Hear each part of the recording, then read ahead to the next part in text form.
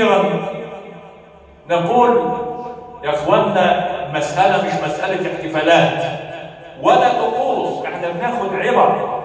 مسجد الأقصى أسير، ماذا فعلت الأمة؟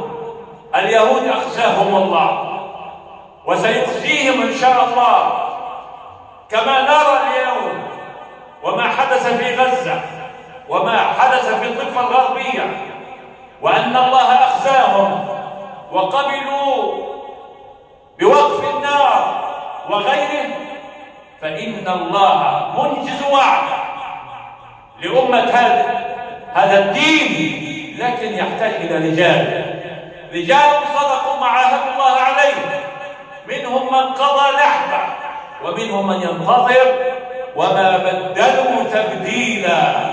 أسأل الله سبحانه وتعالى أن يردنا إليه ردا جميلا. اللهم اغفر لنا ذنوبنا وإسرافنا